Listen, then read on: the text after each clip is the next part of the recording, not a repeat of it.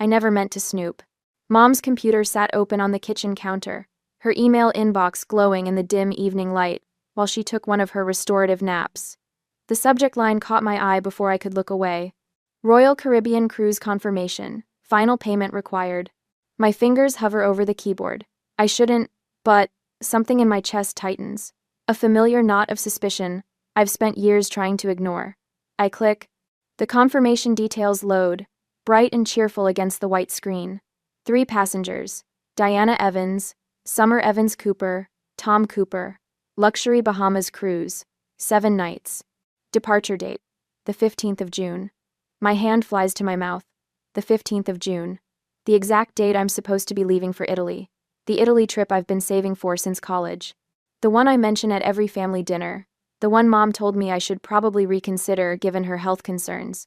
Oh God, I whisper, scrolling through details of their ocean view suite, prepaid excursions, and premium drink packages. My vision blurs. They're going on vacation without me. Again. My hands shake so badly I can barely scroll down to the payment details. $3,000 per person. Money from the family fund I contribute to every month. The memory crashes over me like a wave. 8 years old, standing at the living room window, nose pressed against glass as Dad loaded suitcases into our old station wagon. Summer, 13 and already calculating, tossing her beach toys in the back. "See ya, sis," she called, not even looking back.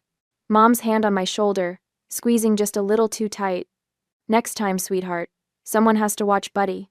Buddy, our ancient retriever who somehow needed constant supervision during their beach trips but managed fine when they went to restaurants or movies without me. There was never a next time, just different excuses. Something hot and tight claws up my throat. This isn't childhood anymore. I'm 27. A grown woman who gave up her apartment to move back home when Mom called sobbing about mysterious symptoms the doctors just couldn't figure out. The apartment in downtown Tampa. The one with the tiny balcony where I'd drink coffee every morning, watching the sun rise over the bay. The one that represented the first time in my life I'd ever truly been free. Gone. Along with my security deposit. And the movers I paid rush fees to. All because Mom couldn't possibly manage alone while waiting for test results. Test results that somehow never materialized. An illness that mysteriously improves whenever she wants to go shopping with Summer but becomes debilitating when there are bills to pay or groceries to buy. My breathing comes fast and shallow now. I scroll back through the email, looking for something, anything that might suggest I misunderstood. A note about my ticket being sent separately. A mention of another room reserved in my name. Nothing. I close the laptop, gripping the counter edge as the kitchen spins around me. Behind me, the refrigerator hums, covered with photos of Summer's family vacations. The Poconos last year. Myrtle Beach the year before. Mom beaming between Summer and Tom in every shot. Not a single picture of me. I take 3 deep breaths, just like my therapist taught me. In through the nose, out through the mouth. The room steadies. This isn't a surprise, not really. Just confirmation of what I've suspected for years. What friends have gently suggested. What my boss raised an eyebrow about when I requested emergency family leave. My purse sits on the counter, and I reach for it with steady hands now. Inside, tucked into the zippered pocket, is my Italy confirmation. Florence, Rome, Venice. 2 weeks of art and history and food that doesn't come with a side of manipulation. I've been planning to tell them tonight. Preparing for the guilt, the medical emergencies that would surely arise the moment I announced my trip. Now I won't say a word. Let them think I don't know. Let them plan their secret getaway while I prepare for mine. I hear Mom's bedroom door open, her slippered feet shuffling down the hallway. "Lyra, are you home, sweetie? I'm feeling a bit weak. Could you make dinner tonight?" I slide the laptop back to where she left it and straighten my shoulders. "Sure, Mom," I call back, my voice surprisingly steady. "I'll take care of everything." And I will. Just not the way she expects. Not this time. Not ever again. The next day, as I slept over since my mother is too sick to do anything on her own, the vacuum roars as I clean Mom's study, a task she's suddenly too weak to handle. My shoulders ache from 3 hours of scrubbing bathrooms she claims make her dizzy. Funny how her vertigo disappears when Summer suggests lunch at Bella's Italian. I bump the desk, knocking a stack of papers to the floor. As I gather them, a familiar logo catches my eye. First Federal Bank. Our family fund statement. The vacuum dies with a whine as I yank the plug. Something tells me to look.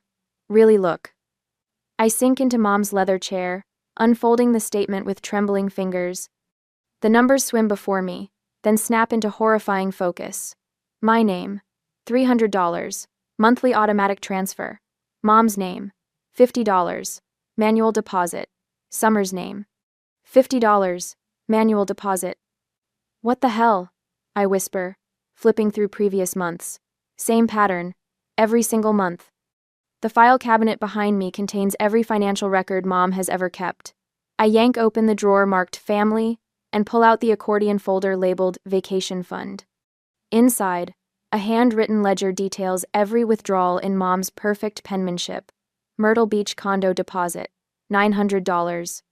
Summer's new refrigerator, $1,200. Cruise excursion package, $750. Tom's golf lessons, $480. My throat closes as I flip page after page. Years of entries, thousands of dollars, my dollars. Behind the ledger, I find photos of Summer's kitchen renovation, the one she bragged about last Thanksgiving. The granite countertops I complimented, the custom cabinets I admired, all paid for with my money. The house creaks above me, Mom, shifting in her bed during her afternoon recovery time. The same recovery that miraculously ends when Summer arrives with shopping bags. My phone buzzes. Maggie from work.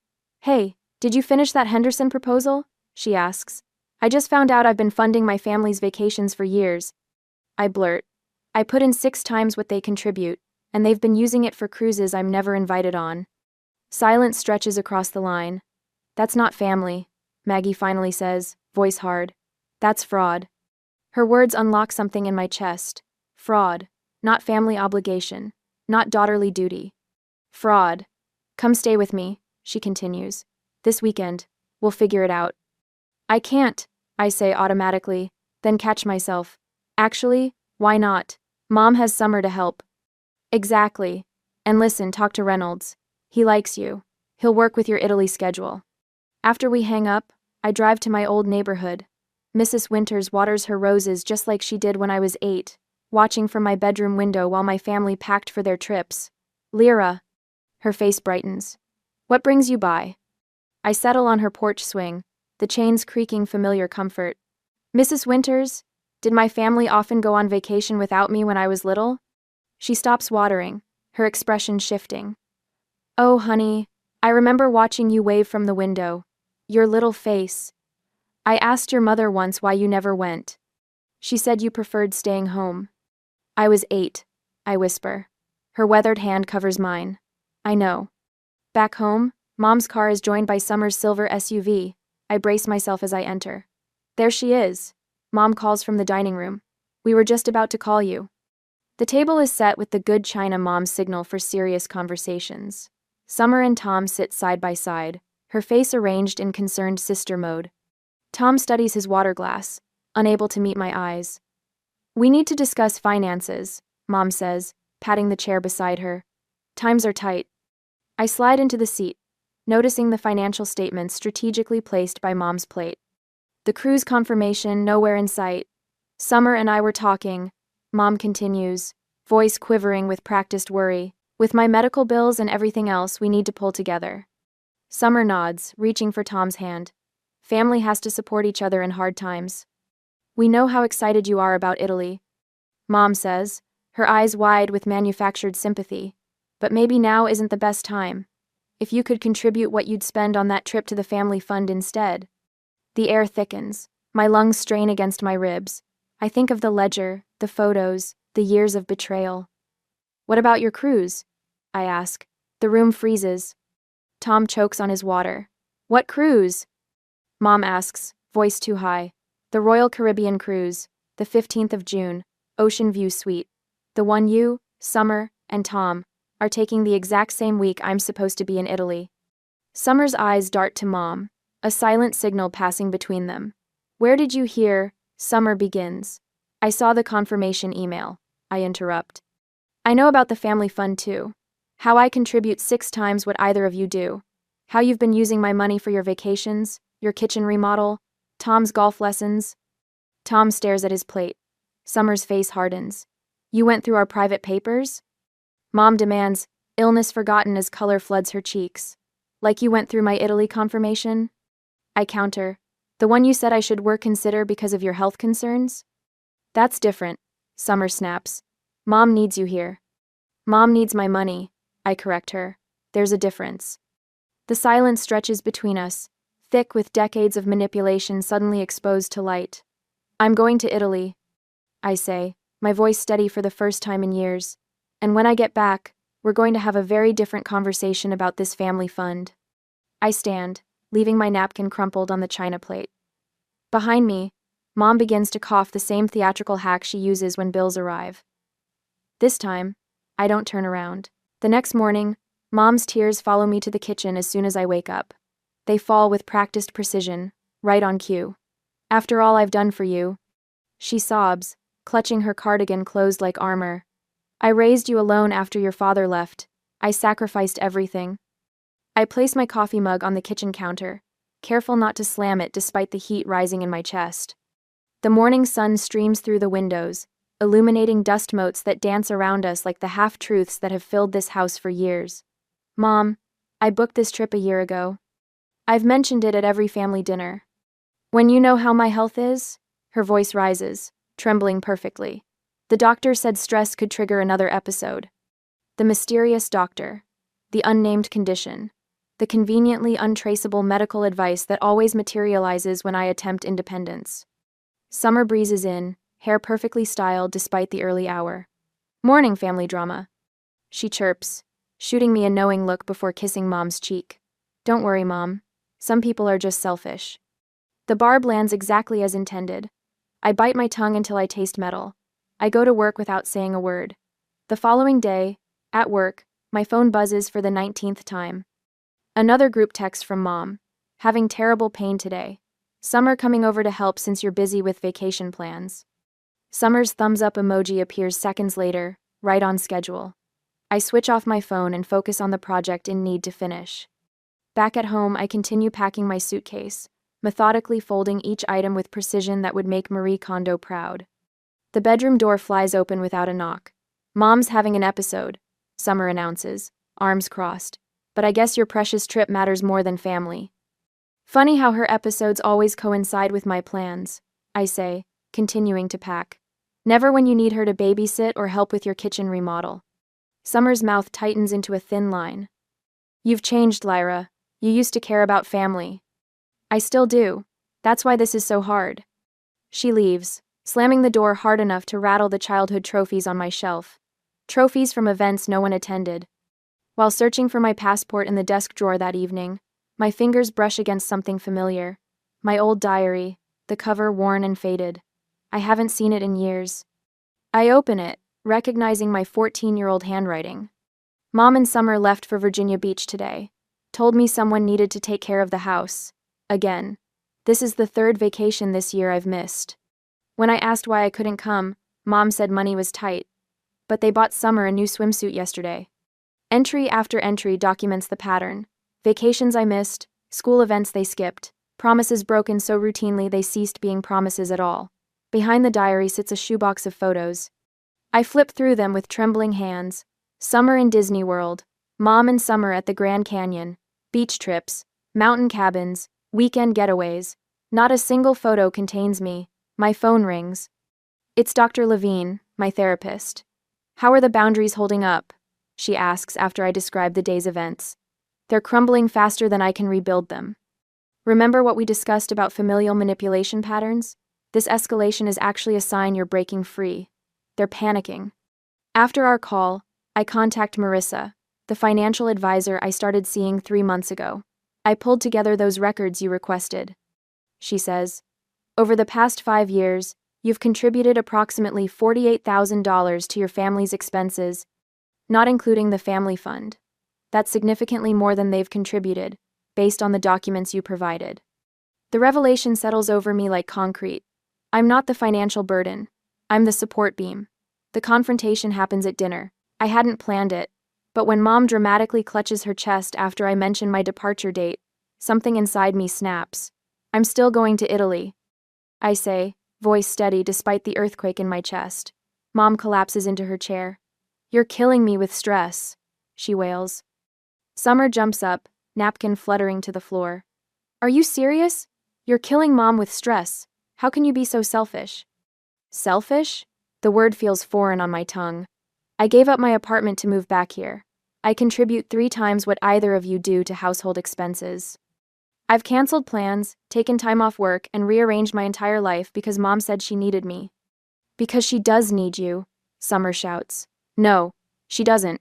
Not medically anyway, just financially." I take a deep breath.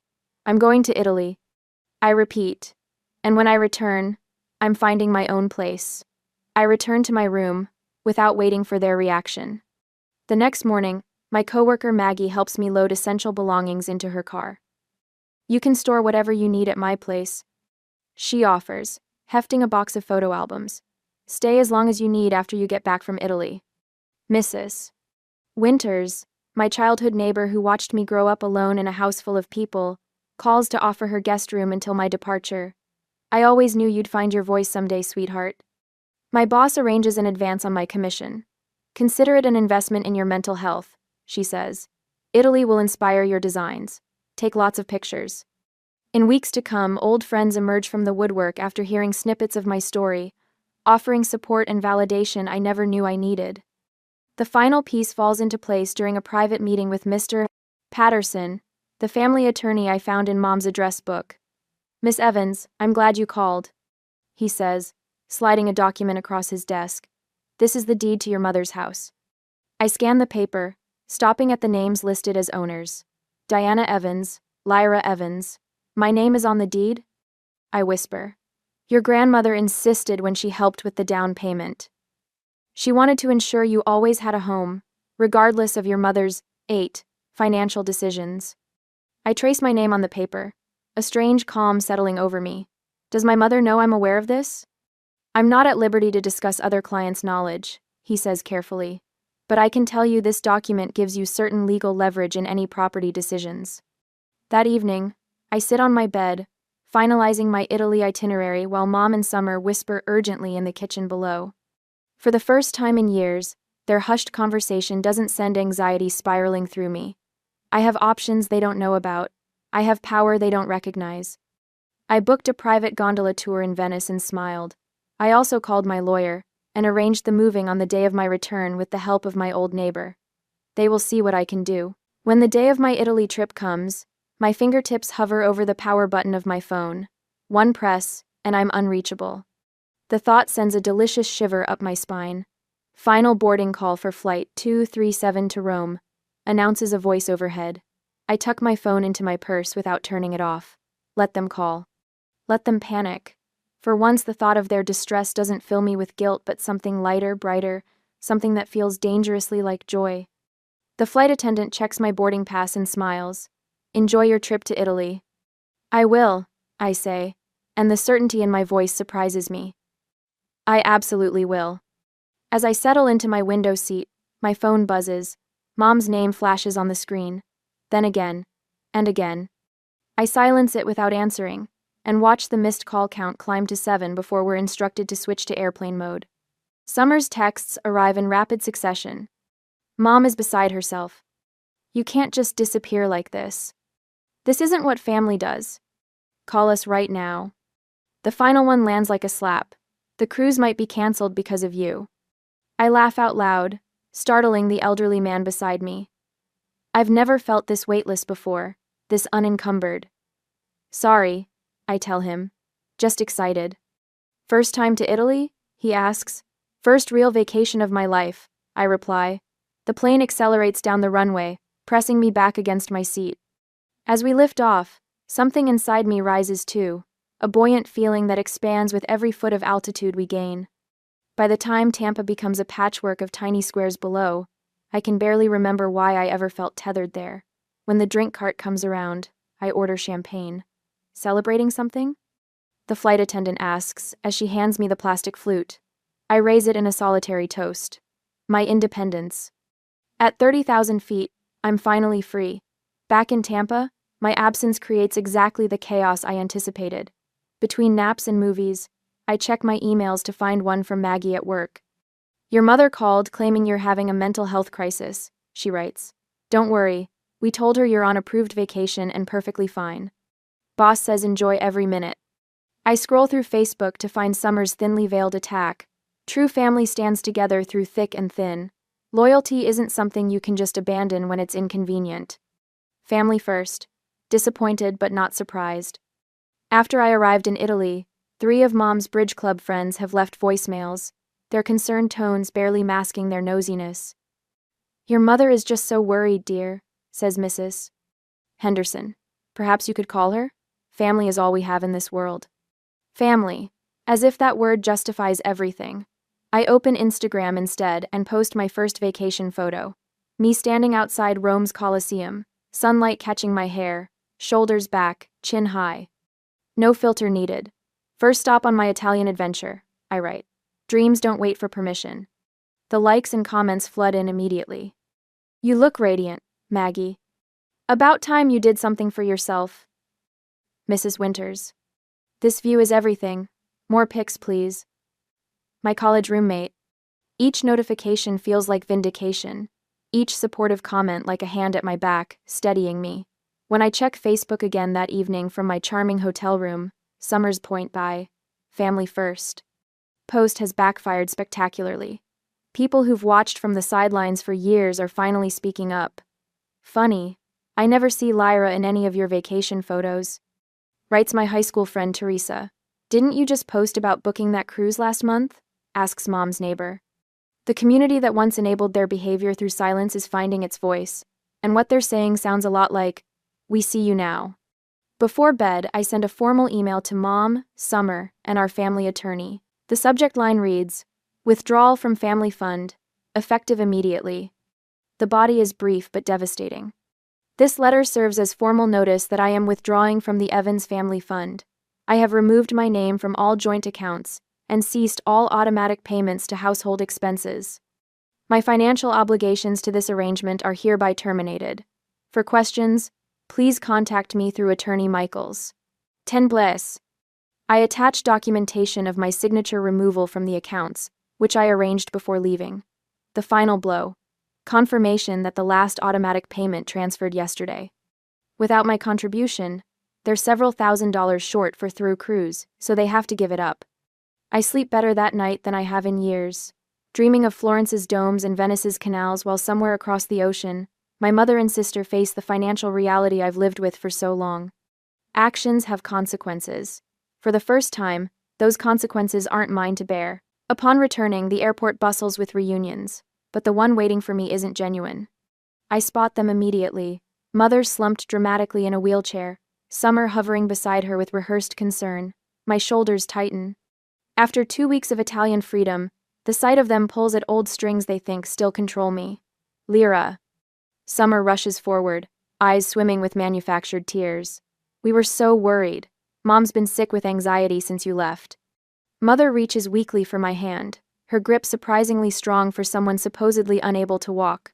Sweetheart, I'm so sorry about everything. We've had time to think while you were gone. I allow the hug, noting how quickly Mother's voice shifts from frail to firm. But, we need your help with the mortgage payment. The bank called yesterday, and without your contribution to the family fund. The words wash over me like waves against a seawall built during my time away. I check my watch and smile. My taxi should be here, I say, stepping back from their embrace. Summer's expression falters. Taxi? We drove all this way to pick you up. I made other arrangements. A yellow cab pulls to the curb precisely on schedule. Mother suddenly stands from her wheelchair, illness forgotten in her confusion. What arrangements? You're coming home, right? I shoulder my carry-on bag. Yes, to pack. The drive to the house passes in blessed silence, my family following in their car. When we turn onto our street, Mother gasps from the back seat. A moving truck sits in the driveway, 2 professional movers already carrying boxes from the house. What have you done? Summer demands as we exit our vehicles. I pull the legal notice from my purse, what I should have done years ago. Inside, the living room has transformed into command central. My attorney's assistant nods professionally from her position by the dining table, stacks of documents organized before her. Mrs. Winters sits primly on the couch, her presence making Mother step back in surprise. You remember our neighbor from Cherry Lane? I say. She's been quite helpful remembering all those times you went on family trips without me. This is ridiculous, Mother sputters. Whatever you think.